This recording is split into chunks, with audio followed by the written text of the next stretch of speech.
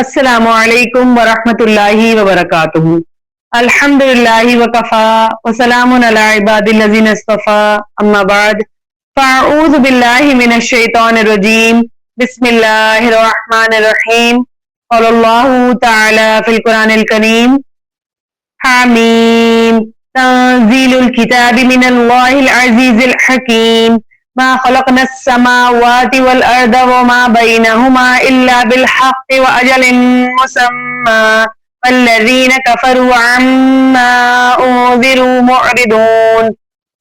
حامیم۔ قرآن مجید اس سب پر غالب اللہ کی طرف سے نازل کیا گیا ہے جس پر کوئی غالب نہیں آ سکتا، جو اپنی تخلیق اور تقدیر اور شریعت سازی میں کمال حکمت والا ہے۔ ہم نے آسمانوں، زمین اور جو کچھ ان کے درمیان ہے انہیں بیکار پیدا نہیں کیا، بلکہ یہ سب ہم نے حق کے ساتھ کامل حکمتوں کے تحت بنایا ہے، جن میں سے ایک حکمت یہ ہے کہ بندے اپنے رب کو ان چیزوں کے ذریعے سے پہچان کر صرف اسی کی عبادت کرے، اس کے ساتھ کسی کو شریک نہ ٹھہرائیں، اور جتنی مدت کے لیے جسے اللہ ہی جانتا ہے اللہ تعالیٰ نے انہیں زمین میں ٹھہرایا ہے وہ اس کے تقاضے پورے کریں۔ جن لوگوں نے اللہ کے ساتھ کفر کیا وہ اس بات سے منہ پھیرے ہوئے ہیں جس سے انہیں اللہ کی کتاب میں ڈرایا گیا، وہ اس کی ذرا بھی پرواہ نہیں کرتے۔ آج ہمارا الحمدللہ 26واں پارہ شروع ہو رہا ہے۔ اس پارے میں 6 صورتیں ہیں: سورۃ الاحقاف، سورہ محمد، سورۃ الفتح، سورۃ الحجرات، سورہ قاف اور سورۃ الذاریات۔ سورۃ الذاریات انشاءاللہ ہم اگلے پارے 27ویں کے ساتھ کریں گے۔ سورۃ الاحقاف سب سے پہلے یہ سورت 10 نبوی کو نازل ہوئی اور نبوت کا 10واں سال رسول اللہ صلی اللہ علیہ وسلم کی زندگی کا مشکل ترین سال تھا۔ 3 برس سے قریش کے تمام قبیلوں نے مل کر بنی ہاشم اور مسلمانوں کا جو ہے وہ ان سے قطع تعلق کر رکھا تھا۔ نبی صلی اللہ علیہ وسلم اپنے خاندان اپنے اصحاب کے ساتھ شیبی ابی طالب میں محصور تھے۔ قریش کے لوگوں نے ہر طرف سے اس محلے کی ناکہ بندی کر رکھی تھی جس سے گزر کر کسی قسم کی رسد اندر نہ پہنچ سکتی تھی، یعنی کوئی بھی مدد۔ صرف حج کے زمانے میں یہ محصورین نکل کر کچھ خریداری کر سکتے تھے، مگر ابو لہب اور اس کے ساتھی جب بھی ان میں سے کسی کو بازار کی طرف یا کسی تجارتی قافلے کی طرف جاتا دیکھتے مطلوبہ چیز زیادہ قیمت دے کر خرید لیتے۔ متواتر 3 سال کے اس جو مقاطعہ تھا جو ان سے قطع تعلق ہوا تھا مسلمانوں اور بنی ہاشم کی کمر توڑ کر رکھتی۔ ان پر ایسے سخت وقت گزر گئے جن بسا اوقات گھاس اور پتے کھانے کی نوبت آ جاتی۔ اللہ اللہ کر کے یہ محاصرہ اس سال ٹوٹا ہی تھا کہ رسول اللہ صلی اللہ علیہ وسلم کے چچا ابو طالب جو اب تک آپ کے لیے ڈھال بنے ہوئے تھے وفات پا گئے۔ جیسے ہی ادھر سے نکلے تو وفات پا گئے، اور اس سانے پر بمشکل 1 مہینہ گزرا تھا کہ آپ کی رفیق حیات سیدہ خدیجہ رضی اللہ عنہا بھی انتقال فرما گئی، جن کی ذات آغاز نبوت سے لے کر اس وقت تک آپ کے لیے وجہ سکون اور تسلی بنی رہی تھی۔ ان پہ درپے صدموں اور تکلیفوں کی وجہ سے رسول اللہ صلی اللہ علیہ وسلم کہ اس سال کو عام الحزن یعنی رنج و غم کا سال کہا جاتا تھا۔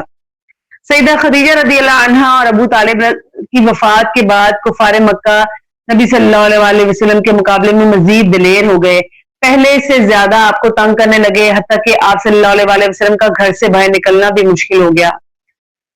آپ صلی اللہ علیہ وسلم اسی ارادے سے طائف تشریف لے گئے کہ بنی ثقیف کو اسلام کی دعوت دیں، اگر وہ اسلام قبول نہ کریں تو کم از کم اس بات پر امادہ کریں کہ وہ آپ صلی اللہ علیہ وسلم کو اپنے ہاں پناہ دے دیں۔ آپ صلی اللہ علیہ وسلم کو اس وقت تک کوئی سواری میسر نہ تھی۔ مکہ سے طائف تک کا سفر آپ صلی اللہ علیہ وسلم نے پیدل طے کیا۔ آپ کے ساتھ زید بن حارثہ رضی اللہ عنہ تھے۔ وہاں پہنچ کر ثقیف کے سرداروں اور معززین میں سے ایک کے پاس جا کر بات کی۔ انہوں نے قریش کے مقابلے میں آپ صلی اللہ علیہ وسلم سے کسی قسم کا تعاون کرنے سے بھی انکار کر دیا، بلکہ آپ صلی اللہ علیہ وسلم کو یہ کہہ دیا کہ وہ ان کے شہر سے نکل جائیں۔ صرف یہی نہیں کیا بلکہ اپنے لفنگوں اور اوباش لوگوں کو آپ صلی اللہ علیہ وسلم کے پیچھے لگا دیا کہ وہ آپ کو شہر سے نکال دیں۔ وہ رستے کے اطراف میں آپ صلی اللہ علیہ وسلم پر آوازیں کستے، گالیاں دیتے اور پتھر مارتے چلے گئے، یہاں تک کہ آپ صلی اللہ علیہ وسلم زخموں سے چور ہو گئے اور آپ کے جوتوں میں خون بھر گیا۔ اسی حالت میں آپ صلی اللہ علیہ وسلم طائف سے نکلے اور ایک باغ میں پناہ لی۔ ایسے حالات میں یہ صورت نازل ہوئی۔ اس صورت میں کفار کو ان کی گمراہیوں کے نتائج سے خبردار کیا گیا جن میں مبتلا تھے۔ مثلا توحید کی دعوت ان کے خیال میں بالکل باطل چیز تھی، ان کے نزدیک اسلام کے خلاف حق ہونے کی یہی دلیل کافی تھی کہ ان کے بڑے بڑے سردار اس کے منکر تھے۔ صرف چند ایک غلام غریب غلام اور نوجوان ہی ایمان لائے تھے۔ وہ قیامت اور مرنے کے بعد زندگی اور جزا و سزا کی باتوں کو من گھڑت افسانہ سمجھتے تھے، کیونکہ ان کے خیال میں ان چیزوں کا وقوع خارج از امکان تھا۔ اس صورت میں ان گمراہیوں میں سے ہر ایک کی جو ہے وہ تردید کی گئی۔ پھر اللہ تعالیٰ نے سب سے پہلے سورت کے شروع میں اپنی تخلیقات کے بارے میں بیان کیا، پھر کافروں سے مخاطب ہو کر کہا کہ جنہیں تم پوچھتے ہو ان کی تخلیقات پیش کرو۔ اللہ تعالیٰ فرماتے ہیں کہ جس طرح میں نے ابھی آیت پڑھی شروع والی 1 سے 3 تک، اور اس کے بعد اللہ تعالیٰ جو ہے وہ صاف صاف کہہ رہے ہیں کہ آسمانوں اور زمین میں اگر کوئی چیز انہوں نے بنائی ہے یا ان کا کوئی حصہ ہے تو اسے میرے پاس لے کے آؤ، یا کوئی کتاب یا علم کی کوئی نقل شدہ بات بتاؤ اگر تم سچے ہو۔ پھر اللہ تعالیٰ فرماتے ہیں وَمَنْ أَضَلُّ مِمَّنْ يَدْعُو مِن دُونِ اللَّهِ مَنْ لَا يَسْتَجِيبُ لَهُ إِلَى يَوْمِ الْقِيَامَةِ وَهُمْ عَنْ دُعَائِهِمْ غَافِلُونَ وَإِذَا حُشِرَ النَّاسُ كَانُوا لَهُمْ أَعْدَاءً وَكَانُوا بِعِبَادَتِهِمْ كَافِرِينَ۔ آیت نمبر 4 سے 6 تک ہے۔ اور اس سے بڑھ کر کون گمراہ ہے جو اللہ کے سوا انہیں پکارتا ہے، جو قیامت کے دن تک اس کی دعا قبول نہیں کریں گے اور وہ ان کے پکارنے سے بے خبر ہیں۔ اور جب سب لوگ اکٹھے کیے جائیں گے تو وہ ان کے دشمن ہوں گے اور ان کی عبادت سے منکر ہوں گے۔ اب اللہ تعالیٰ پھر قوم عاد کی تباہی کا ایک منظر بیان فرما رہے ہیں کہ مشرکین کے جو سردار اپنی طاقت، تجارت اور عرب میں اپنے اثر و رسوخ کی بنیاد پر خود کو بڑا سمجھتے تھے، یہ ان کے تکبر ہی کا نتیجہ تھا کہ وہ رسول اللہ صلی اللہ علیہ وسلم کی دعوت پر کان نہیں دھرتے تھے۔ تو اللہ تعالیٰ نے ان کے سامنے قوم عاد کی مثال پیش کی کہ دنیا میں آج تک ان جیسی طاقتور قوم پیدا نہیں ہوئی۔ جب وہ ایمان نہ لائے تو اللہ تعالیٰ نے ان کا نشان تک مٹا دیا، تو تمہاری کیا حیثیت ہے؟ پھر اللہ تعالیٰ فرما رہے ہیں آیت نمبر 21 سے 25 میں، اور عاد کے بھائی کو یاد کر جب اسے اپنی قوم کو احقاف میں ڈرایا، جبکہ اس سے پہلے اور اس کے بعد کئی ڈرانے والے گزر چکے تھے کہ اللہ کے سوا کسی کی بندگی نہ کرو، بے شک میں تم پر ایک بڑے دن کے عذاب سے ڈرتا ہوں۔ انہوں نے کہا کیا تو ہمارے پاس اس لیے آیا ہے کہ ہمیں ہمارے معبودوں سے ہٹا دے، سو ہم پر وہ عذاب لے آ جس کی تو ہمیں دھمکی دیتا ہے، اگر تو سچوں میں سے ہے۔ اس نے کہا یہ علم تو اللہ ہی کے پاس ہے اور میں تمہیں وہ پیغام پہنچاتا ہوں جو مجھے دے کر بھیجا گیا ہے، اور لیکن میں تمہیں ایسے لوگ دیکھتا ہوں کہ تم جہالت برت رہے ہو۔ تو جب انہوں نے اسے ایک بادل کی صورت میں اپنے وادیوں کا رخ کیے ہوئے دیکھا تو انہوں نے کہا یہ بادل ہے جو ہم پر میਂہ برسانے والا ہے۔ اب کیا ہوا تھا کہ ایک بادل آیا تھا، بہت عرصے سے ادھر بارش نہیں ہو رہی تھی، ایک بادل آیا اور وہ لوگ سمجھے کہ یہاں پر میंہ برسائے گا، لیکن اس بادل میں سے آگ برسی۔ بلکہ یہ وہ عذاب ہے جو تم نے جلدی مانگا تھا، آندھی ہے جس میں دردناک عذاب ہے جو ہر چیز کو اپنے رب کے حکم سے برباد کر دے گی۔ بس وہ اس طرح ہو گئے کہ ان کے رہنے کی جگہوں کے سوا کوئی چیز دکھائی نہ دیتی تھی، اسی طرح ہم مجرم لوگوں کو بدلہ دیا کرتے ہیں۔ قریش مکہ کو ساری باتیں سمجھانے کے بعد ان کو بتایا گیا کہ اثر و رسوخ جو تھا وہ اور مال و دولت اور ہر چیز عاد کو بھی دی گئی تھی، قوم عاد کو، لیکن ان کے اوپر اللہ تعالیٰ کا عذاب برسا کیونکہ وہ تکبر اور گھمنڈ میں مصروف تھے۔ تو اللہ تعالیٰ کہہ رہے ہیں اگر تم بھی ایسے ہی لوگ ہو تو قوم عاد کا جو ہے وہ بھولو نہ ان کو، ان کا حشر دیکھ لو۔ اب دین پر استقامت کی بات اللہ تعالیٰ کہہ رہے ہیں، اور مسلمانوں کو رسول اللہ صلی اللہ علیہ وسلم کو اور اس دور کی جو تکلیفیں ان کو اتنی زیادہ مل رہی تھی اس پر ثابت قدمی کا حکم دیا جا رہا ہے۔ مسلمان والدین کے گھر پیدا ہو جانا یا کلمے کے الفاظ کبھی زبان سے پڑھ لینا کافی نہیں ہے، بلکہ غمی اور خوشی میں دین پر چلنا اور زمانے کے طوفانوں کے مقابلے میں استقامت اختیار کرنا ہی اصل دینداری ہے۔ اور اللہ کے ہاں قدر و قیمت بھی اسی چیز کی ہے کہ جب ہم مصیبت، تکلیف، پریشانی یا غموں میں ہوں تو ہم ثابت قدم رہیں، اپنے دین کو کسی صورت بھی نہ چھوڑیں۔ اللہ تعالیٰ فرماتے ہیں سورۃ الاحقاف کی آیت نمبر 13 میں ان الذین قالوا ربنا اللہ ثم استقاموا فلا خوف علیہم ولا هم يحزنون۔ بے شک وہ لوگ جنہوں نے کہا ہمارا رب اللہ ہے، پھر خوب قائم رہے تو ان پر کوئی خوف نہیں ہوگا اور نہ ہی وہ غمگین ہوں گے۔ عام طور پر انسان دو صورتوں میں دین سے ہٹتا ہے، خوف کی حالت میں یا خوشی کی صورت میں۔ اس آیت کی روح سے جنت کا مستحق آدمی تبھی بنتا ہے جب کسی ظالم کا خوف اسے دین سے پھسلا نہ سکے، اور خوشی کا موقع آئے تو اللہ تعالیٰ کی حدود کو وہ ہرگز بھی کراس نہ کرے۔ اب جنوں کا رسول اللہ صلی اللہ علیہ وسلم پر ایمان لانا اور اس کے بارے میں بیان کیا جا رہا ہے کہ عرب میں 4 بڑے میلے لگتے تھے جو دراصل تجارتی نمائشیں تھیں۔ ان میں سب سے بڑا میلہ طائف میں لگتا تھا جسے سوق وقاص کہا جاتا ہے۔ ایک سال آپ صلی اللہ علیہ وسلم وہاں پر دعوت دینے کی غرض سے تشریف لے گئے. واپسی پر رستے میں ایک جگہ اپنے ساتھیوں کے ساتھ نماز فجر ادا کرنے لگے کہ جنوں کی ایک جماعت کا وہاں سے گزر ہوا اور انہوں نے اس کلام کو سنا. یہ احسن البیان میں روایت ہے. اور بعض مفسرین کے بقول طائف سے واپسی پر وادی نخلا میں آپ صلی اللہ علیہ وسلم نماز ادا کر رہے تھے. اس وقت جنوں کا ایک گروہ وہاں سے گزرا تو انہوں نے رسول اللہ صلی اللہ علیہ وسلم کی زبانی قرآن سنا تو وہ ایمان لائے. اللہ تعالیٰ ان کے متعلق فرماتے ہیں وَإِذْ صَرَّفْنَا إِلَيْكَ نَفَرٌ مِّنَ الْجِنِّ يَسْتَمِعُونَ الْقُرْآنَ فَلَمَّا حَضَرُوهُ قَالُوا أَنصِتُوا فَلَمَّا قُضِيَ وَلَّوْا إِلَىٰ قَوْمِهِم مُنذِرِينَ. سورۃ الاحقاف کی آیت نمبر 29 ہے. اور جب ہم نے جنوں کے ایک گروہ کو تیری طرف پھیرا جو قرآن غور سے سنتے تھے تو جب وہ اس کے پاس پہنچے تو انہوں نے کہا خاموش ہو جاؤ. پھر جب وہ پورا کیا گیا یعنی قرآن جب پورا سن لیا انہوں نے رسول اللہ صلی اللہ علیہ وسلم تلاوت فرما رہے تھے تو آگے اللہ تعالیٰ فرماتے ہیں تو وہ اپنی قوم کی طرف ڈرانے والے بن کر واپس لوٹے. کیا کام ہے ہم سب کا کہ جب بھی ہم قرآن سنیں تو خاموشی سے سنیں. انہوں نے کہا خاموش ہو جاؤ, خاموشی سنیں اور واپس جو بھی ہم نے سیکھا سنا اس میں سے پڑھا سمجھا پہلے تو اس کو اپنے عمل میں لے کر آنا ہے, اس کے بعد اس کو پھیلانا ہے, اس کی دعوت دینی ہے. واپس جا کر انہوں نے اپنی قوم کو ان الفاظ میں دعوت دی. ان کے الفاظ بھی اللہ تعالیٰ نے قرآن میں جو ہے وہ کوٹ کیے ہیں.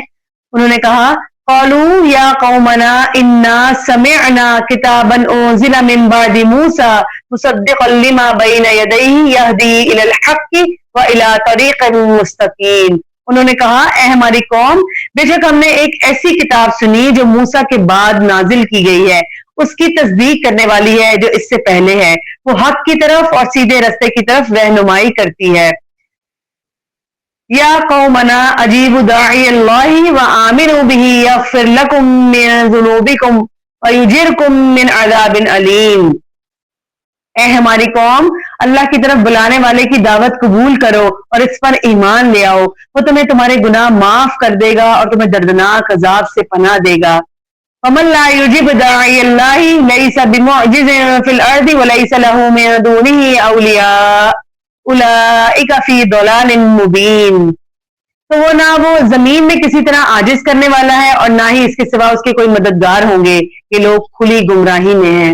اب جنوں کے ایمان لانے کا واقعہ بیان کرنے کا مقصد کفار کو یہ بتانا ہے کہ تم محض حسد اور تکبر کی وجہ سے دعوت کو ماننے سے انکاری ہو, اور جن لوگوں میں حسد نہیں ہوتا اس لیے ان کے لیے دعوت کو ماننے میں کوئی چیز رکاوٹ نہیں بنتی. ہم اپنے آپ کو دیکھ لیں کہ قرآن ہمارے دلوں پر کیسا اثر کرتا ہے. جنہوں نے سنا اور انہوں نے اپنی قوم میں جا کر اس چیز کی دعوت دی, ہمارا رویہ کیا ہونا چاہیے امت مسلمہ ہونے کی حیثیت سے نبی صلی اللہ علیہ وسلم کا کہ دین کا داعی ہونے کے لیے ہمیں کیا کیا کرنا چاہیے کہ ہمیں جو کچھ سننا ہے وہ ہمیں پھیلانا ہے. اب آگے مومنوں کا اپنے والدین سے حسن سلوک کیسا ہونا چاہیے, بہترین ہونا چاہیے, اس کے اوپر اللہ تعالیٰ فرما رہے ہیں دیندار ہونے کا مطلب اللہ سے تعلق مضبوط رکھنا یا محض عبادت کا اہتمام کرنا نہیں بلکہ حقوق العباد کی مکمل حفاظت بھی بے حد ضروری ہے. اور حقوق العباد میں اولین حقوق والدین کے ہیں. اللہ تعالیٰ فرماتے ہیں وَوَصَّيْنَا الْإِنسَانَ بِوَالِدَيْهِ إِحْسَانًا حَمَلَتْهُ أُمُّهُ كُرْهًا وَوَضَعَتْهُ كُرْهًا وَحَمْلُهُ وَفِصَالُهُ 30 شهرا حتى إذا بلغ أشده وبلغ 40 سنة قال رب أوزعني أن أشكر نعمتك التي أنعمت علي وعلى والدي وأن أعمل صالحا ترضاه وأصلح لي في ذريتي إني تبت إليك وإني من المسلمين. اور ہم نے انسان کو اس کے ماں باپ کے ساتھ نیکی کرنے کی تاکید کی. اس کی ماں نے اسے کمزوری پر کمزوری کی حالت میں اٹھائے رکھا اور اس کو جنا, اور اس کے حمل اور اس کے دودھ چھڑانے میں مدت 30 مہینے ہے. پورا کاؤنٹ کریں 9 مہینے سٹارٹ اور پورے 2 سال, پوری مدت 30 مہینے ہے. یہاں تک کہ جب وہ اپنی پوری قوت کو پہنچا اور 40 برس کو پہنچ گیا تو اس نے کہا اے میرے رب مجھے توفیق دے کہ میں تیری اس نعمت کا شکر کروں جو تو نے مجھ پر اور میرے ماں باپ پر انعام کی ہے, اور یہ کہ میں وہ نیک عمل کروں جسے تو پسند کرتا ہے, اور میرے ماں باپ میرے لیے میری اولاد میں اصلاح فرما دے, میرے لیے میری اولاد میں اصلاح فرما دے. بے شک میں نے تیری طرف توبہ کی اور بے شک میں حکم ماننے والوں میں سے ہوں. اب کہا جاتا ہے کہ یہ جو دعا ہے یہ اولاد کو جب وہ 40 برس کی ہو جائے تو اس کو اپنے لیے، اپنی اولاد کے لیے، اپنے ماں باپ کے لیے مانگنی چاہیے. یہی وہ لوگ ہیں کہ ہم ان سے وہ سب سے اچھے عمل قبول کرتے ہیں جو انہوں نے کیے اور ان کی برائیوں سے گزر کرتے ہیں. جنت والوں میں سچے وعدے کے مطابق جو ان سے وعدہ کیا جاتا ہے. یہ آیت 15 سے 18 تک کا میں ترجمہ آپ کے لیے جو ہے وہ دہرا رہی ہوں. اور وہ جس نے اپنے ماں باپ سے کہا اف ہے تم دونوں کے لیے، کیا تم مجھے دھمکی دیتے ہو کہ مجھے قبر سے نکالا جائے گا؟ حالانکہ مجھ سے بہت سی پہلے امتیں جو ہیں وہ گزر چکی، جبکہ وہ دونوں اللہ سے فریاد کرتے ہوئے کہتے ہیں تجھے ہلاکت ہو، ایمان لیا، بے شک اللہ کا وعدہ حق ہے. تو وہ کہتا ہے یہ پہلے لوگوں کی فرضی کہانیوں کے سوا کچھ نہیں. وہ یہی وہ لوگ ہیں جن پر بات ثابت ہو گئی ان امتوں سمیت جنہوں ان سے پہلے گزر چکی. یقیناً یہی لوگ خسارہ پانے والے تھے. اب اولو العزم رسولوں کی طرح صبر کرنے کا حکم دیا جا رہا ہے. مکہ والوں کی بدسلوکی کی وجہ سے آپ صلی اللہ علیہ وسلم نے طائف کا قصد کیا، مگر انہوں نے بھی اپنے ظلم و ستم اور استہزاء کی ساری حدود پار کر لی. پہاڑوں کا فرشتہ جبریل علیہ السلام کی میت میں آیا اور عرض کی آپ صلی اللہ علیہ وسلم اگر اجازت دیں تو میں مکہ کے دونوں پہاڑوں کو ملا کر انہیں پیس کے رکھ دوں. لیکن رسول اللہ صلی اللہ علیہ وسلم کا حوصلہ اور صبر ملاحظہ کریں کہ رسول اللہ صلی اللہ علیہ وسلم نے فرمایا کہ مجھے امید ہے کہ اللہ تعالیٰ ان کی نسلوں سے ایسی اولاد پیدا کرے گا جو اکیلے اللہ کی عبادت کرے گی اور اس کے ساتھ کسی کو شریک نہیں ٹھہرائے گی. یہ بخاری کی روایت ہے. اس کے باوجود اللہ تعالیٰ نے آپ صلی اللہ علیہ وسلم کو مخاطب کرتے ہوئے فرمایا فاصبر كما صبر اولو العزم من الرسل ولا تستعجل لهم كأنهم يوم يرون ما يوعدون لم يلبثوا إلا ساعة من النهار بلاغ فهل يهلك إلا القوم الفاسقون. سورۃ الاحقاف کی آیت نمبر 35 ہے. پس صبر کر جس طرح پختہ ارادے والے رسولوں نے صبر کیا اور ان کے لیے جلدی کا مطالبہ نہ کر. جس دن وہ اس چیز کو دیکھیں گے جن کا ان سے وعدہ کیا جاتا ہے تو گویا وہ دن کی ایک گھڑی کے سوا نہیں رہے. یہ پہنچا دینا ہے. رسول اللہ صلی اللہ علیہ وسلم کو کیا فرمایا گیا کہ پہنچا دینا آپ کی ذمہ داری ہے. بلاغ. پھر کیا نافرمان لوگوں کے سوا کوئی اور ہلاک کیا جائے گا؟ اس سے اندازہ لگائیں کہ ایک داعی دین کو کس قدر بلند حوصلہ رکھنے اور صبر کرنے کی ضرورت ہوتی ہے. اب سورہ محمد جو ہے وہ شروع ہو رہی ہے. اس میں قتال کا ابتدائی حکم دیا گیا اور بیان کیا گیا کہ ہجرت کرنے کے بعد بھی کفار نے مسلمانوں کو سکون سے، چین سے، امن سے جینے کا موقع نہیں دے رہے تھے. وہ تو اللہ تعالیٰ نے اس پر جو ہے وہ سورت نازل فرمائی بسم اللہ الرحمن الرحیم الذین کفروا وصدوا عن سبیل اللہ اضل اعمالهم. بسم اللہ الرحمن الرحیم. جن لوگوں نے اللہ کے ساتھ کفر کیا اور لوگوں کو اللہ کے دین سے روکا اللہ تعالیٰ نے ان کے اعمال برباد کر دیے. حق کو قبول کرنے کا تقاضا یہ ہے کہ اس کی طرف دعوت دینے میں بھی جلدی کی جائے. اور اللہ تعالیٰ فرمانے ہیں کہ جو لوگ اللہ تعالیٰ پر ایمان لائے انہوں نے نیک عمل کیے اور اس پر ایمان لائے جو اللہ تعالیٰ نے اپنے رسول محمد صلی اللہ علیہ وسلم پر اتارا ہے اور وہی ان کے رب کی طرف سے حق ہے تو اس نے ان سے ان کی برائیاں دور کر دی اس لیے کہ وہ ان پر ان کی پکڑ نہیں کرے گا اور اس نے ان کے دنیا اور آخرت کے معاملات کی اصلاح فرما دی. اب سورہ محمد جو ہے اس میں اللہ تعالیٰ نے بتا دیا کہ کس طرح اللہ تعالیٰ جو ہے وہ قتال کا جو حکم دے رہے ہیں اس میں کیا کیا جائز ہے اور کیا نہیں ہے. اللہ تعالیٰ فرماتے ہیں سورۃ محمد کی آیت نمبر 4 میں فَإِذَا لَقِيتُمُ الَّذِينَ كَفَرُوا فَضَرْبَ الرِّقَابِ حَتَّى إِذَا أَثْخَنْتُمُوهُمْ فَشُدُّوا الْوَثَاقَ فَإِمَّا مَنًّا بَعْدُ وَإِمَّا فِدَاءً حَتَّى تَضَعَ الْحَرْبُ أَوْزَارَهَا ذَلِكَ وَلَوْ يَشَاءُ اللَّهُ لَانتَصَرَ مِنْهُمْ وَلَكِنْ لِيَبْلُوَ بَعْضَكُمْ بِبَعْضٍ وَالَّذِينَ قُتِلُوا فِي سَبِيلِ اللَّهِ فَلَن يُضِلَّ أَعْمَالَهُمْ. تو جب تم ان لوگوں سے ملو جنہوں نے کفر کیا تو گردنیں مارنا ہے یہاں تک کہ جب انہیں خوب قتل کر چکو تو ان کو مضبوط باندھ لو، پھر بعد میں یا تو احسان کرنا ہے اور یا فدیہ لے لینا ہے. اب رسول اللہ صلی اللہ علیہ وسلم کو اور مومنوں کو ہدایت کی گئی تھی کہ جس طرح یہ ان لوگوں نے تم پر ظلم کیا ہے اتنا ہی بدلہ آپ ان سے لیں گے اور جب پوری طرح قتل کر چکو تو جو باقی رہ جائیں ان کو قیدی بنا لو. ٹھیک ہے, یا پھر احسان کر کے چھوڑ دو یا فدیہ لینا ہے, یہاں تک کہ لڑائی اپنے ہتھیار رکھ دے, یہاں تک کہ جنگ ختم ہو جائے. بات یہی ہے, اور اگر اللہ چاہے تو ضرور ان سے انتقام لے لے, اور لیکن تاکہ تم میں سے بعض کو بعض کے ساتھ آزمائے, اور جو لوگ اللہ کے راستے میں قتل کر دیے گئے تو وہ ہرگز ان کے اعمال ضائع نہیں کرے گا, یعنی کہ جن کو اللہ کے راستے میں جہاد کرتے ہوئے موت آ گئی, اللہ تعالیٰ کہہ رہے ہیں کہ ان کے اعمال کسی صورت ضائع نہیں کرے گا.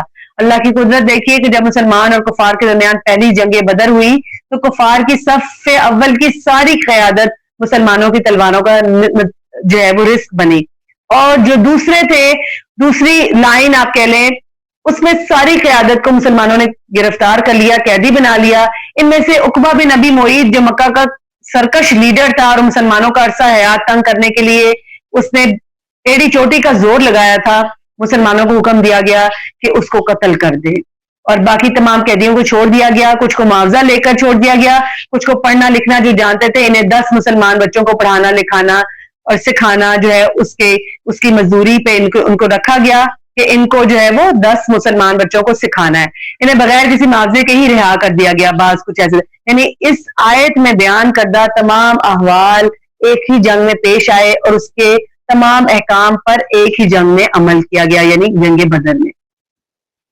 اللہ کی مدد حاصل کرنے کا اصول اللہ تعالیٰ بتا رہے ہیں, یا ایھا الذین آمنوا ان تنصروا اللہ ینصرکم ویثبت اقدامکم.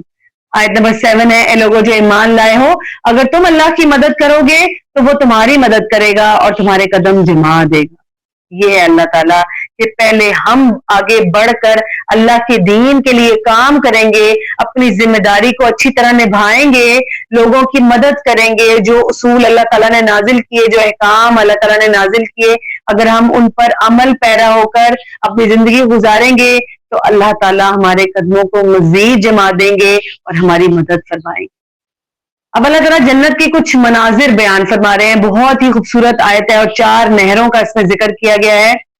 مثل الجنت التي وعد المتقون فيها انهار من ماء غير آسن وانهار من لبن لم يتغير طعامه وانهار من خمر لذة للشاربين وانهار من عسل مصفى. یہ 4 نہریں, ولهم فيها من كل الثمرات ومغفرة من ربهم كمن هو خالد في النار وسقوا ماء حميما فقطع أمعاءهم. سورہ محمد کی آیت نمبر 15 ہے. اس جنت کا حال جس کا وعدہ متقی لوگوں سے کیا گیا ہے یہ ہے کہ اس میں کئی نہریں ہیں ایسے پانی کی ہیں جو بگڑنے والا نہیں, اور کئی نہریں دودھ کی ہیں جس کا ذائقہ نہیں بدلا, کئی نہریں شراب کی جو پینے والوں کے لیے لذیذ ہے, اور کئی نہریں خوب صاف کیے ہوئے شہد کی. یہ 4 خاص چیزوں کا ذکر کیا کہ ان کی نہریں ہوں گی جنت میں, اور اس کے علاوہ کیا ہے, اور ان کے لیے اس میں ہر قسم کے پھل, اور اس کے سب سے بڑی چیز ان کے رب کی طرف سے بڑی بخشش ہے. کیا یہ متقی لوگ ان جیسے ہیں جو ہمیشہ آگ میں رہنے والے ہیں اور جنہیں کھولتا ہوا پانی پلایا جائے گا تو وہ ان کی انتڑیاں ٹکڑے ٹکڑے کر دے گا. اب اللہ تعالیٰ نے 2 طرح کی چیزیں کی اور اس کا کمپیریزن کیا ہے. اب اللہ تعالیٰ آگے فرماتے ہیں کہ اطاعت رسول صلی اللہ علیہ وسلم سے جو ہٹ کر کیا گیا عمل ہوگا وہ مکمل طور پر باطل ہوگا. اللہ تعالیٰ فرماتے ہیں آیت نمبر 33 میں, یا ایھا الذین آمنوا اطیعوا اللہ واطیعوا الرسول ولا تبطلوا اعمالکم. اے لوگوں جو ایمان لائے ہو, اللہ کا حکم مانو اور اس رسول کا حکم مانو اور اپنے اعمال باطل مت کرو. رسول اللہ صلی اللہ علیہ وسلم کے اگر ہم احکامات نہیں مانیں گے, ان کی چیزوں پر, ان کی باتوں پر, ان کی احادیث پر عمل نہیں کریں گے تو ہمارے اعمال باطل ہو جائیں گے. اب اللہ تعالیٰ فرما رہے ہیں کہ انفاق فی سبیل اللہ میں بخیلی کرنے والوں کا کیا انجام ہوگا.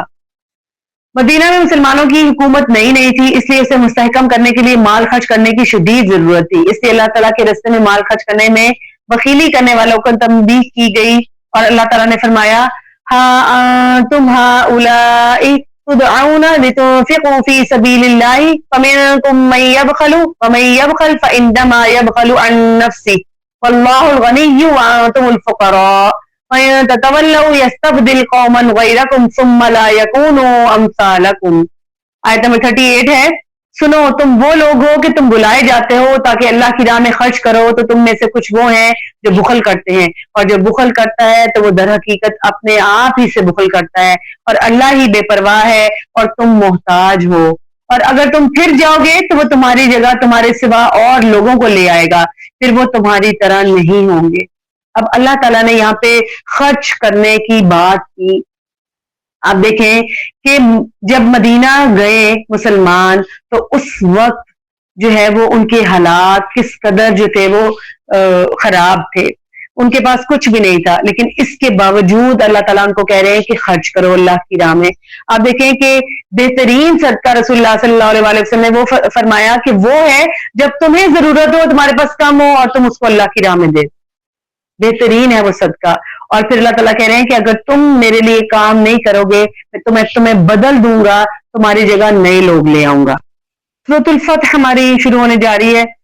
بسم اللہ الرحمن الرحیم، انا فتحنا لک فتحا مبینا لیغفر لک اللہ ما تقدم من ذنبک وما تأخر ویتم نعمته علیک ویہدیک صراطا مستقیما وینصرک اللہ نصرا عزیزا۔ رسول صلی اللہ علیہ وسلم، بلا شبہ ہم نے صلح حدیبیہ کے ساتھ آپ کو واضح فتح عطا فرما دی تاکہ اللہ تعالیٰ آپ کی وہ ساری خطائیں معاف کر دے جو اس فتح سے پہلے آپ سے ہوئی اور جو اس کے بعد ہوں گی، آپ کے دین کو غالب کر کے آپ پر اپنا احسان پورا کر دے اور آپ کو سیدھے رستے کی ہدایت دے جس میں کوئی ٹیڑھا پن نہیں، وہ اسلام کا سیدھا رستہ ہے۔ 6 ہجری کو رسول اللہ صلی اللہ علیہ وسلم نے خواب دیکھا کہ آپ احرام پہنے عمرہ ادا کر رہے ہیں۔ رسول اللہ صلی اللہ علیہ وسلم نے عمرہ کے لیے جانے کا اعلان کر دیا۔ مسلمانوں کو 6 سال ہو گئے تھے مکہ سے نکلے ہوئے، سب بیت اللہ کی زیارت کو ترس رہے تھے۔ تقریباً 1400 صحابہ کرام رضی اللہ عنہم کے ساتھ جانے کے لیے رسول اللہ صلی اللہ علیہ وسلم کے ساتھ تیار ہوئے سارے۔ اب اس میں بیت رضوان کا بھی ذکر آئے گا۔ مکہ کے قریب پہنچے تو آپ صلی اللہ علیہ وسلم نے مکہ والوں سے اجازت لینے کے لیے سیدنا عثمان رضی اللہ عنہ کو بھیجا۔ سیدنا عثمان بن عفان رضی اللہ عنہ کو مکہ سے واپسی پر دیر ہو گئی تو افواہیں پھیل گئیں کہ مکہ والوں نے سیدنا عثمان رضی اللہ عنہ کو شہید کر دیا ہے۔ رسول اللہ صلی اللہ علیہ وسلم کو سخت صدمہ ہوا۔ آپ نے فرمایا اگر یہ بات سچ ہے تو ہم عثمان کے خون کا بدلہ لیں گے۔ تمام صحابہ رضی اللہ عنہم نے رسول اللہ صلی اللہ علیہ وسلم کے ہاتھ پر بیعت کی اور کہا کہ ہم ضرور ان کا بدلہ لیں گے۔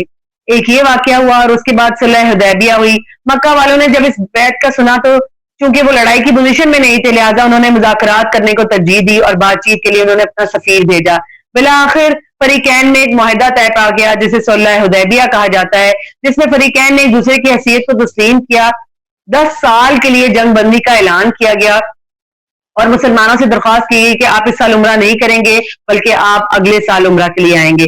اس معاہدے میں بعض شکیں ایسی تھیں جو بظاہر محسوس ہوتا تھا کہ مکہ والوں کا جو ہے وہ ان کو زیادہ فائدہ ہے، لیکن اس پر کئی صحابہ خصوصاً سیدنا عمر رضی اللہ عنہ نے جو ہے وہ ناراضگی کا اظہار بھی کیا۔ ان کا مقصد یہ تھا کہ ہم تھوڑے تھے تب ہم ان سے نہیں دبے تو آج ہم 1400 ہیں تو ان سے کیوں دب رہے ہیں۔ تو رسول اللہ صلی اللہ علیہ وسلم نے فرمایا میں نے یہ معاہدہ اللہ کی مرضی سے کیا ہے۔ تب صحابہ کرام رضی اللہ عنہ خاموش ہو گئے۔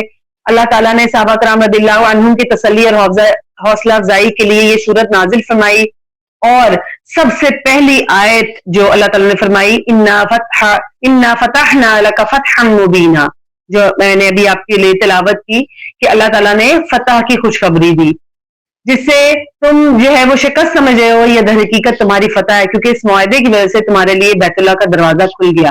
دشمن نے آپ صلی اللہ علیہ وسلم اور صحابہ کی حیثیت تسلیم کی۔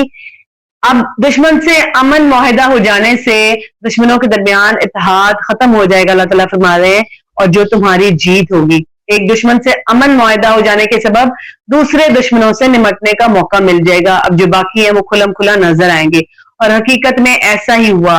اگلے سال 7 ہجری میں مسلمانوں نے خیبر پر جو یہود کا گڑھ تھا حملہ کیا اور اسے فتح کر لیا۔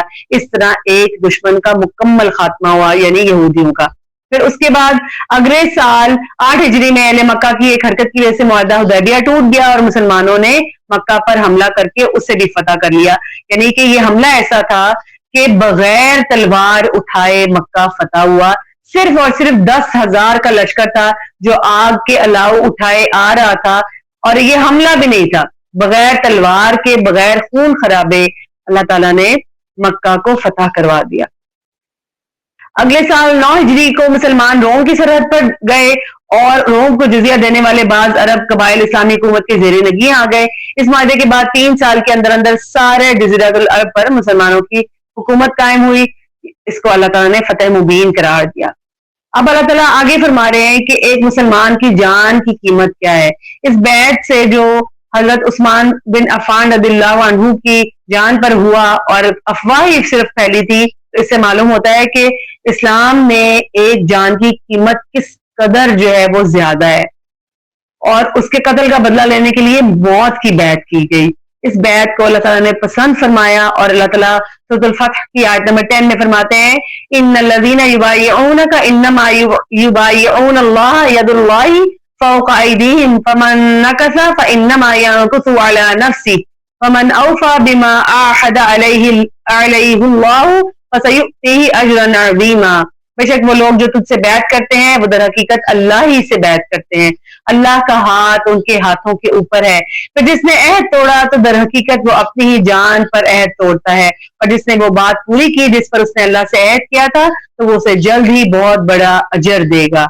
मजीद फरमाया अल्लाह ताला ने आयत नंबर 10 से 18 तक, लक़द रदियल्लाहु अनिल मुमिनीना इज़ युबायिऊनका तहत अश-शजरति फअलिम मा फी क़ुलूबिहिम फअंज़लस सकीनता अलैहिम वअसाबहुम फ़तहन क़रीबा। बिलाशुबा यकीनन अल्लाह ईमान वालों से राजी हो गया। जब वो इस दरख्त के नीचे तुझसे बैत कर रहे थे तो उसने जान लिया जो उनके दिलों में था, बस इन पर सकीनत नाजिल कर दी और इन्हें बदले में एक करीबी फतह अता फरमाई। इसीलिए इस बैत को बैत रिजवान का नाम दिया गया। बदरियों के बाद सबसे बुलंद मकाम बैत रिजवान में शिरकत करने वालों का है। अब जो रसूलुल्लाह सल्लल्लाहु अलैहि वसल्लम ने ख्वाब देखा और वो मक्का की तरफ उम्रे की नीयत से निकले थे, तो वो भी सच्चा होने का ऐलान था।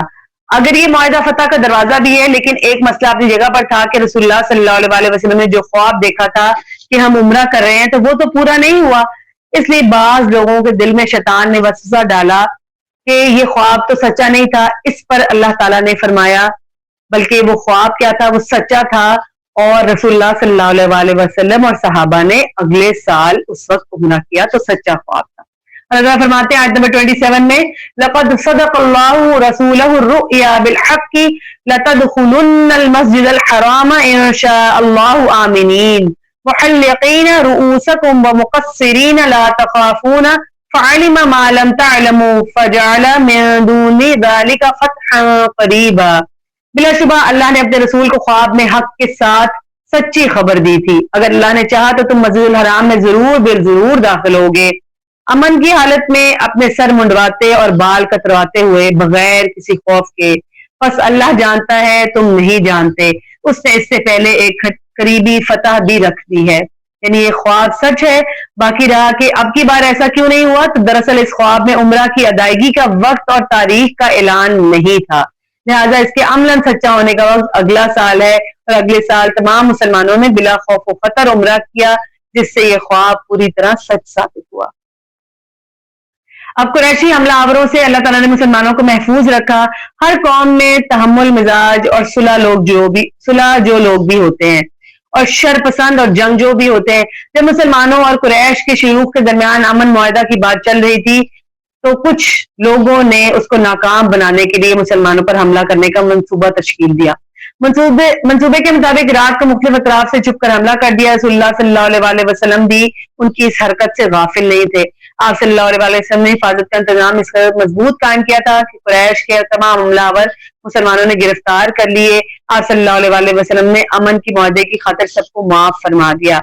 आयत नंबर 24 से 26 में आता है, और वही है जिसने मक्का की वादी में उनके हाथ तुमसे और तुम्हारे हाथ उनसे रोक दिए, इसके बाद कि तुम्हें इन पर फतह दे दी, और अल्लाह को जो तुम करते हो हमेशा से खूब देखने वाला है।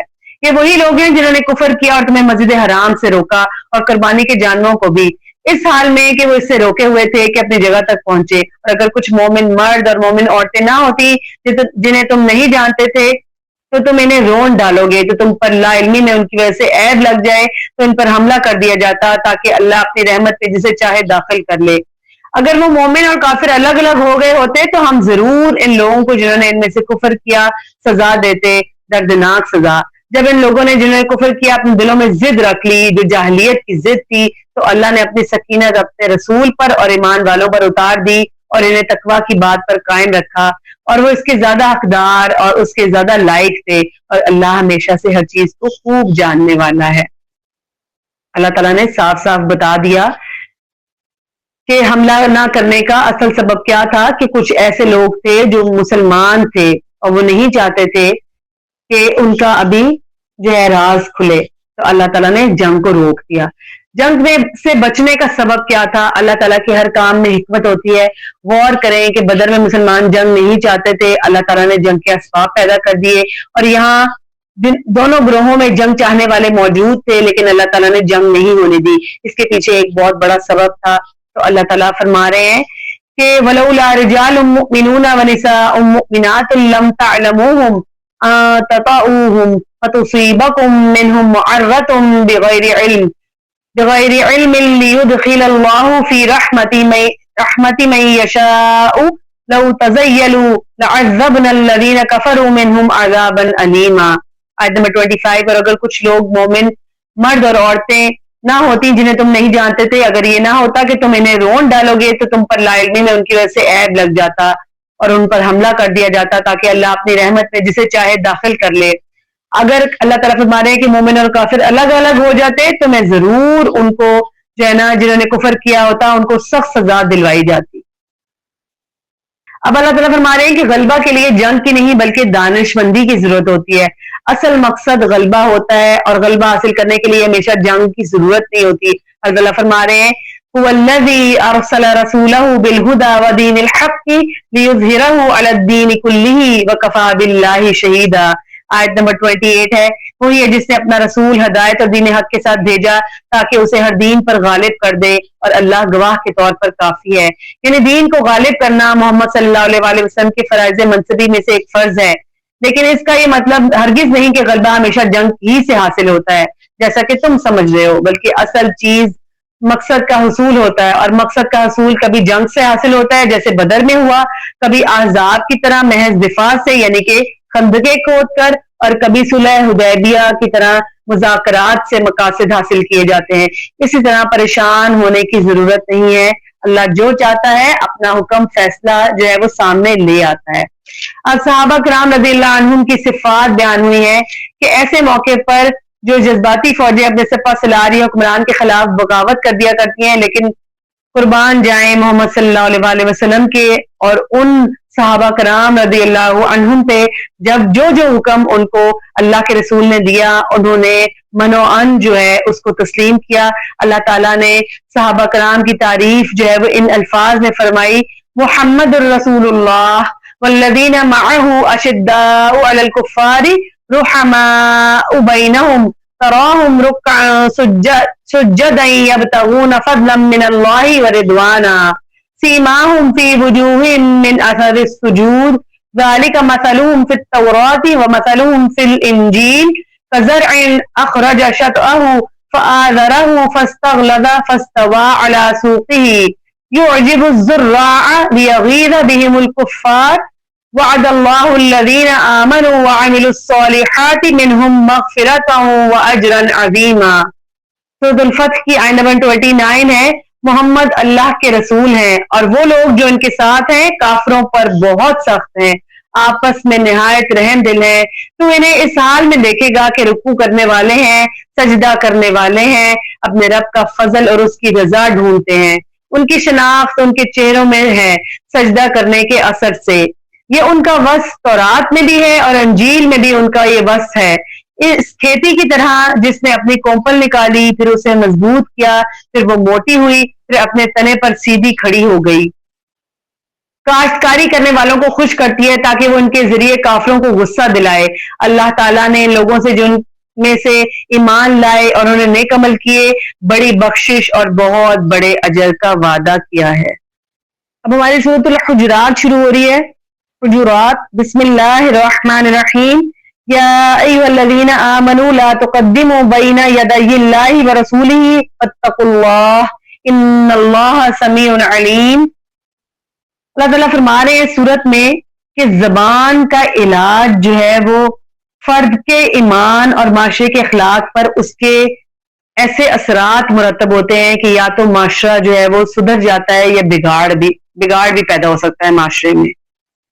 پچھلی صورت میں امن معاہدے کا تذکرہ ہے جس سے مسلمان ایک طرح سے امن میں آ گئے، تو اب ضرورت تھی کہ مسلمان اپنے معاشرے کو مستحکم کرنے کی کوشش کرتے۔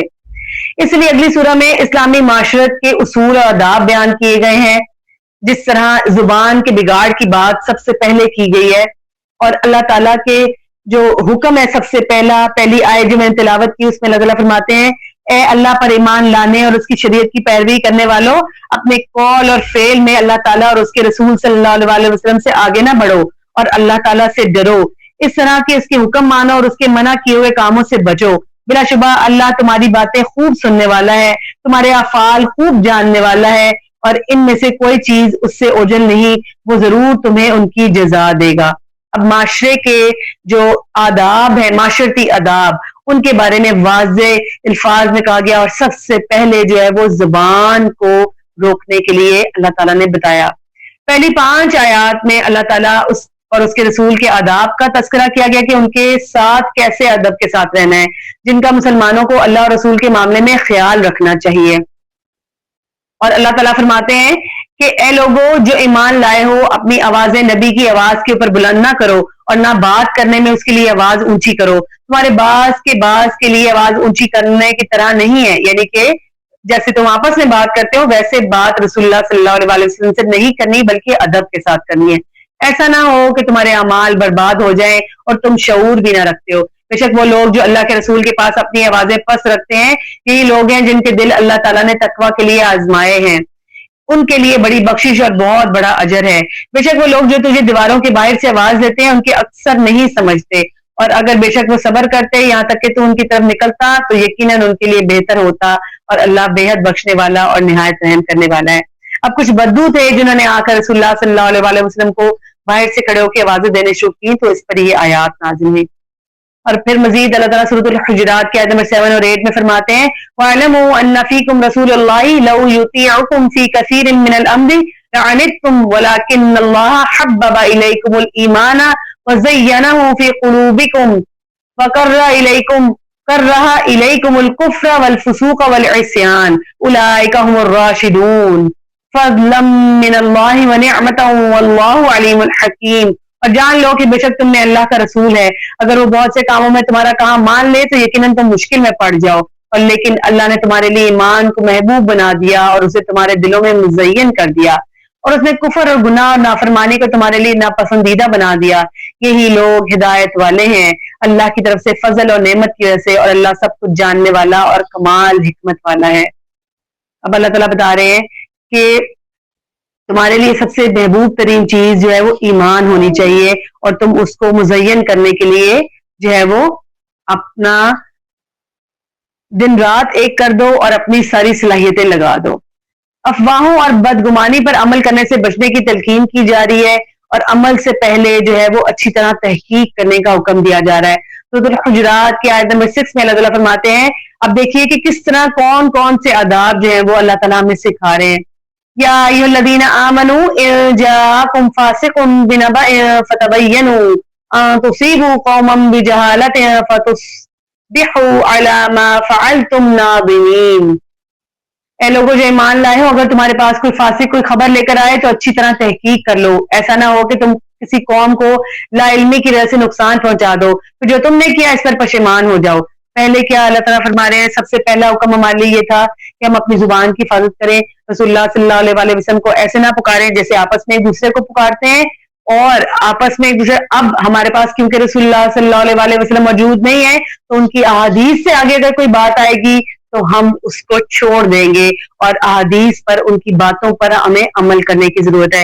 اس کے بعد جو اگلی آیت میں نے تلاوت کی اس کے بارے میں آیا ہے کہ کوئی خبر جب تمہارے پاس پہنچے، آج کل اگر ہم بات کریں تو سوشل میڈیا کو ہم جو فارورڈ میسیجز اور آگے پہنچاتے رہتے ہیں، تو اللہ تعالیٰ کہہ رہے ہیں کوئی خبر آئے تمہارے پاس تو اس کی تحقیق کرو، اس کے بعد کہ تمہیں نقصان اٹھانا پڑے، پشیمان ہونا پڑے، اس سے پہلے اس کی تصدیق کرو، اس کو آگے پھیلانے سے پہلے۔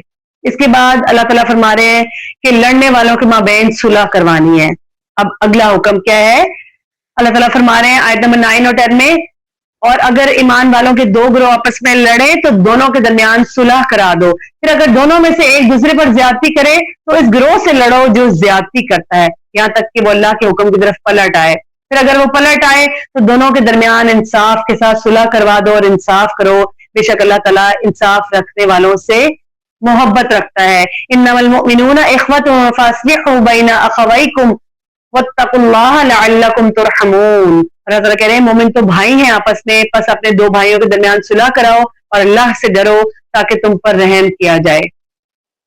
اب اللہ تعالیٰ فرما رہے ہیں کہ جھگڑے کے اسباب، پھر مسلمانوں کو ان برائیوں سے بچنے کی تلقین کی گئی ہے جن کے اسباب اجتماعی زندگی میں فساد برپا کرتے ہیں۔ آیت نمبر 11 اور 12 میں اللہ تعالیٰ فرماتے ہیں اے لوگوں جو ایمان لائے ہو، کوئی قوم کسی قوم سے مذاق نہ کرے، ہو سکتا ہے کہ وہ ان سے بہتر ہو، اور نہ کوئی عورتیں دوسری عورتوں سے، یعنی کہ ایک دوسرے کے اوپر عورتوں کی جو عادت ہوتی ہے ایک دوسرے پر مذاق کرتی ہیں، ہو سکتا ہے کہ وہ ان سے بہتر ہو، اور نہ اپنے لوگوں پر عیب لگاؤ، نہ مذاق اڑاؤ نہ عیب لگاؤ، اور اگلا حکم ایک دوسرے کو برے ناموں کے ساتھ مت پکارو، ایمان کے بعد فاسق ہونا برا نام ہے، اور جس نے توبہ کی اور نہ ہی اس نے جو ہے وہ یہ بات ماننے سے، جیسے برے ناموں سے بلانا یا فسق کرنا یا عیب لگانا، تو جس نے توبہ نہ کی، اللہ تعالیٰ کہہ رہے ہیں کہ اللہ تعالیٰ فرما رہے ہیں کہ وہی اصل ظالم ہے۔ پھر اللہ تعالیٰ آگے فرما رہے ہیں اے لوگوں جو ایمان لائے ہو، بہت سے گمان سے بچو، بدگمانی سے روکا جا رہا ہے، لیکن بعض گمان گناہ ہے۔ اللہ تعالیٰ فرما رہے ہیں جب ہم کسی کوئی فون نہ اٹھا رہا تو ہم کہتے ہیں کہ میرا فون کیوں نہیں اٹھا رہی، پتہ نہیں کیوں میرا فون نہیں اٹھا رہی ہے، یا کوئی بھی اور بات کہ اس نے میرے ساتھ ایسا کیا کیونکہ وہ میرے ساتھ دشمنی رکھتی تھی، بغض رکھتی تھی، یا دل میں ایسے، یہ گمان ہے لوگوں سے رکھنا، یا اللہ تعالیٰ کے بارے میں بھی گمان کے اللہ تعالیٰ فرماتے ہیں کہ میں اپنے بندے کے ساتھ اس کے گمان کے مطابق ہوتا ہوں، جیسا وہ میرے بارے میں گمان کرے گا ویسا ہی میں اس کے ساتھ برتاؤ کروں گا۔ اب گمان کی بات ہو گئی، اللہ تعالیٰ آگے فرما رہے ہیں اور نہ جاسوسی کرو، ہم ہر وقت ایک دوسرے کی ٹو میں لگے رہتے ہیں، اس کے گھر کے معاملات کیا ہیں، اس کے باہر کے معاملات کیا ہیں، اس کے آفس کے معاملات، ہمیں اپنے اوپر توجہ دینی ہے، اپنے آپ کو سنوارنے کی طرف، اور ہمارا رابطہ اللہ سے کیسا ہے اس کو بہتر بنانے کے لیے کوششیں کرنی ہے۔ اگلا حکم اللہ تعالیٰ فرما رہے ہیں تم میں سے کوئی دوسرے کی غیبت نہ کرے۔ آرام سے بیٹھ کے ہم گوسپس کرتے ہیں آپس میں، فلاں کی بات کر لی، فلاں کی بارے میں بات کر لی، پھر ہم کہتے ہیں کہ ہم غیبت تو نہیں کر رہے، ہم تو اپنا دل ہلکا کر رہے ہیں، یا ہم تو وہ ایسا کرتا ہے اسی لیے ہم بیان کر رہے ہیں، حالانکہ ایسا نہیں ہے۔ اللہ فرماتے ہیں کیا تم میں سے کوئی پسند کرتا ہے کہ اپنے بھائی کا گوشت کھائے جبکہ وہ مردہ ہو، تو تم اسے ناپسند کرتے ہو، اللہ سے ڈرو، یقیناً اللہ بہت توبہ قبول کرنے والا اور نہایت رحم کرنے والا ہے۔ آیت نمبر 11 سے 12 تک کے اس میں بہت سے اصول معاشرتی نظام کے حوالے سے سکھائے گئے ہیں، معاشرے کو بہتر بنانے کے لیے سکھائے گئے ہیں۔ اللہ تعالیٰ ہمیں ان سب پر عمل کرنے والا بنا دے۔ اب قومی اور نسلی امتیاز کا خاتمہ کرنے کے بارے میں اللہ تعالیٰ فرما رہے ہیں کہ داخلی نظام میں خرابی پیدا کرنے والے اسباب کا تذکرہ کرنے کے بعد قومی اور نسلی امتیازات پر ضرب لگائی ہے، یہ جو اوپر آیت میں نے پڑھی، جو دنیا میں عالمگیر فساد کا موجب ہوتے ہیں، اور وہ ہے قوموں، قبیلوں اور خاندانوں کا اپنے صرف جو اشراف پر فخر کرنا اور دوسروں کو اپنے سے کمتر سمجھنا اور اپنی بڑائی قائم کرنے کے لیے دوسروں کو گرانا۔ اللہ تعالیٰ فرما رہے ہیں یا ایھا الناس انا خلقناکم من ذکر وانثی وجعلناکم شعوبا وقبائل لتعارفوا ان اکرمکم عند اللہ اتقاکم ان اللہ علیم خبیر۔ اے لوگوں بے شک ہم نے تمہیں ایک نر اور ایک مادہ سے پیدا کیا اور ہم نے تمہیں قومیں اور قبیلے بنا دیا تاکہ تم ایک دوسرے کو پہچانو۔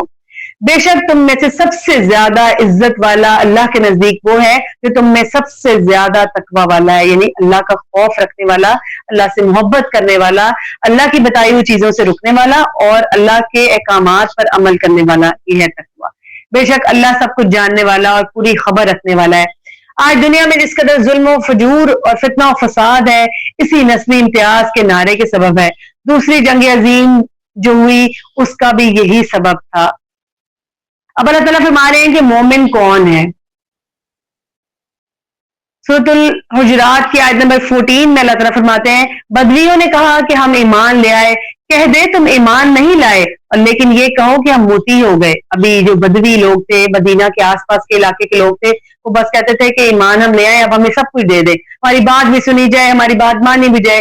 تو اللہ تعالیٰ کہہ رہے ہیں کہ تم کہو کہ تم متی ہوئے ہو، صرف متی، تم نے صرف اطاعت قبول کی ہے اور ابھی تک ایمان تمہارے دلوں میں داخل نہیں ہوا. اور اگر تم اللہ اور اس کے رسول کا حکم مانو گے تو وہ تمہیں تمہارے اعمال میں کچھ بھی کمی نہیں کرے گا. بے شک اللہ بے حد بخشنے والا اور نہایت رحم کرنے والا ہے. پھر حقیقی مومنوں کے بارے میں بتایا جا رہا ہے کہ انما المؤمنون الذین آمنوا باللہ ورسولہ ثم لم يرتابوا وجاہدوا باموالہم وانفسہم فی سبیل اللہ اولئک هم الصادقون.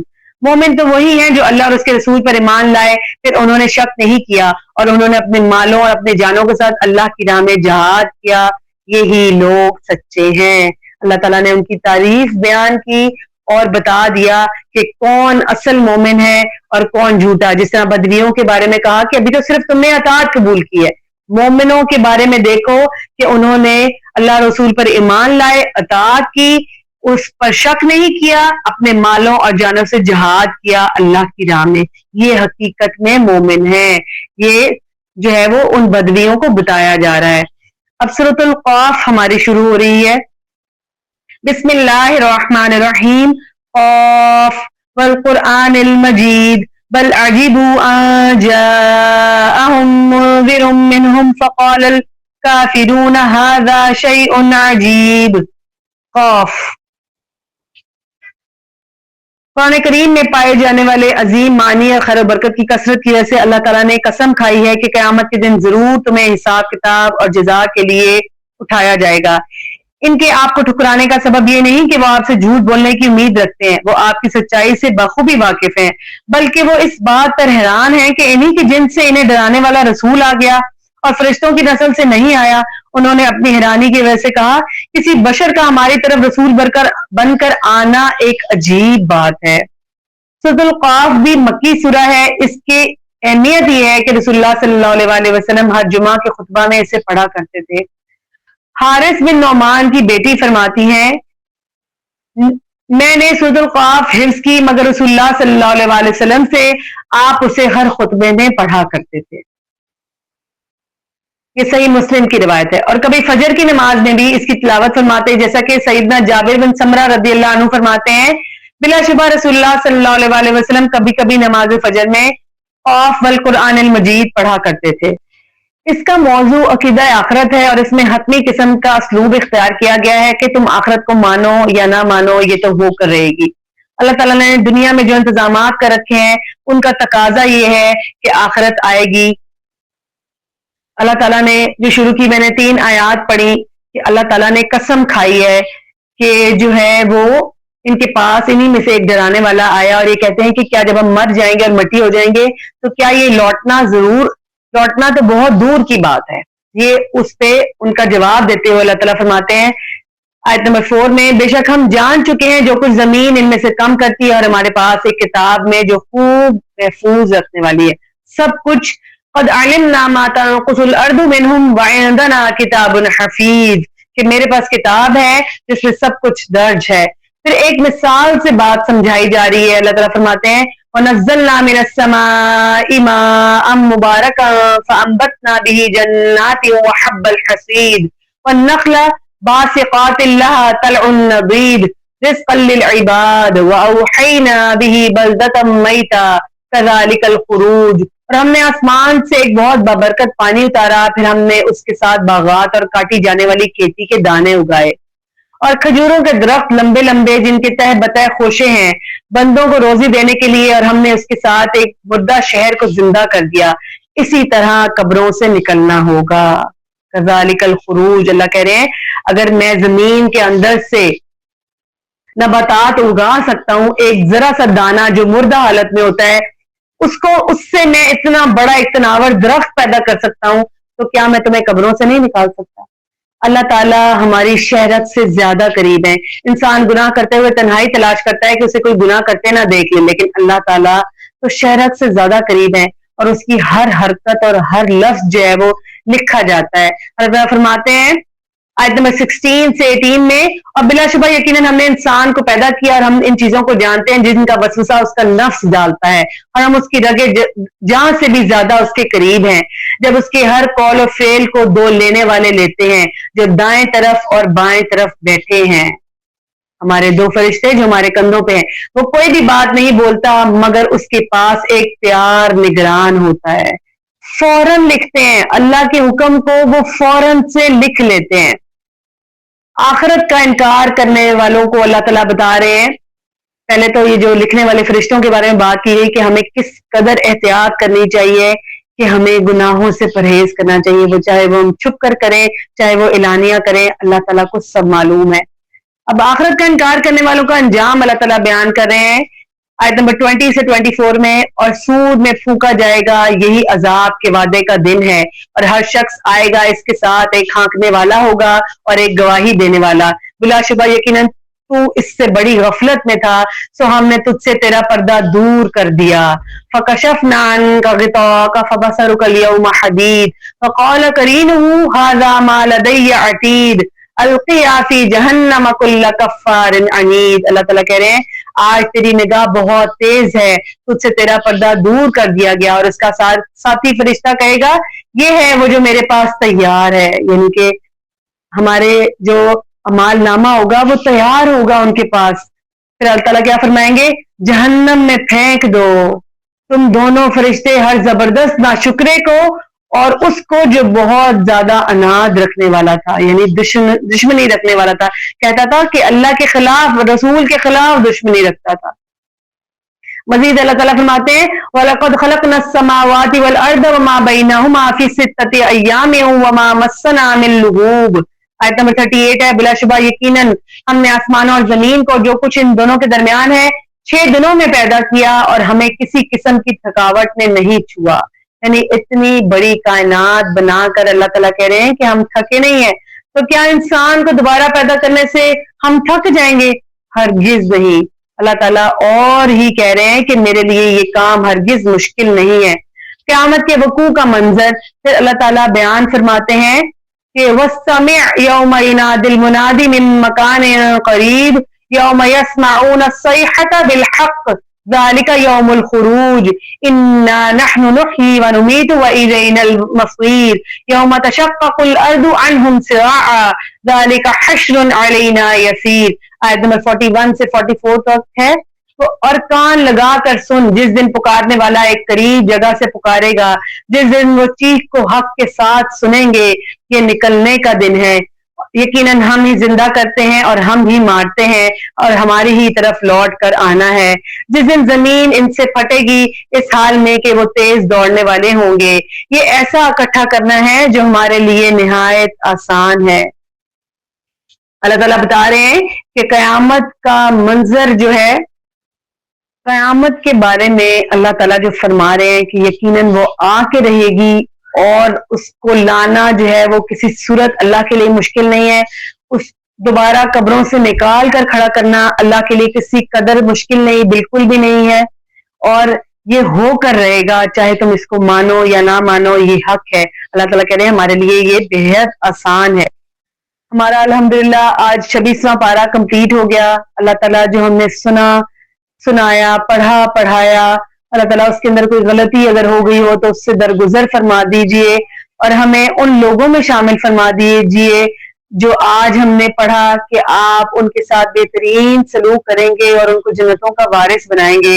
اللہ تعالیٰ جن لوگوں کے بارے میں آپ نے فرما دیا کہ ان کو جہنم میں داخل کیا جائے گا، ہمیں ان لوگوں میں شامل نہ فرمائیے گا. اللہ تعالیٰ ہم آپ سے معافی کے طلبگار ہیں. ہم مانتے ہیں کہ ہم سے گناہ ہو گئے اللہ تعالیٰ، لیکن پھر بھی ہم آپ کی رحمت کے طلبگار ہیں. اللہ تعالیٰ اس رمضان ہمارا قیام سیام جو ہے، ہمارا کھڑا ہونا، بیٹھنا، ہمارے کروٹوں پر ہمارے جو ہے ہم ذکر کرتے ہیں آپ کا، سحری کے وقت ذکر کرتے ہیں، جس بھی ٹائم ہم آپ کا ذکر کرتے ہیں، اللہ تعالیٰ اس کو اپنی بارگاہ میں قبول فرما کے ہمیں بہترین اجر عطا فرمانا، بڑھا چڑھا کر اس کا اجر عطا فرمائیے گا. اللہ تعالیٰ ہم سے ہمارے گناہوں سے درگزر فرمائیے. اللہ تعالیٰ یہ رمضان ہماری باقی تمام پچھلے رمضانوں سے بہترین ہو جائے اور ہماری بخشش کا ذریعہ بن جائے. اللہ تعالیٰ امت مسلمہ کی مدد فرما دیجئے. یا اللہ امت مسلمہ اس وقت मुश्किल में है, अल्लाह ताला उनकी कोई सुनने वाला नहीं है। अल्लाह ताला आप उनकी सुन लीजिए, उन पर रहम फरमाइए। अल्लाह ताला मुसलमानों को गलबा अता फरमा दीजिए। अल्लाह ताला मुसलमानों को गलबा अता फरमा दीजिए। या अल्लाह हमारे हाथ खाली हैं, हमारी झोलियां खाली हैं, उम्मत मुस्लिमा को ताकत और गलबा अता फरमाइए। अल्लाह ताला हम सब पर रहम फरमाइए। जो लोग चले गए उन पर खास रहमत फरमाइए, उनको जन्नतुल फिरदौस का वारिस बना दीजिए।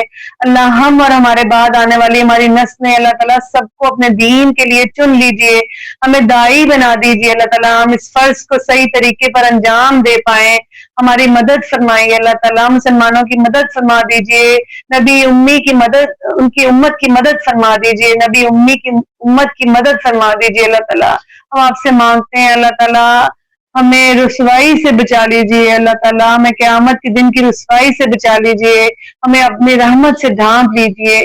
आमीन या रब्बल आलमीन। रब्बना तक़ब्बल मिन्ना इन्नका अंतस समीउल अलीम वतुब अलैना इन्नका अंतत तव्वाबुर रहीम। अल्लाह ताला ये छोटी सी कोशिश हम कर रहे हैं, इसको अपनी बारगाह में कबूल व मंजूर फरमा लीजिए। सुब्हानक अल्लाहुम्मा बिहम्दिक नशहदु अल्ला इलाहा इल्ला अंता नस्तगफिरुका व नतूबु इलैक। अस्सलामु अलैकुम व रहमतुल्लाहि व बरकातुहू।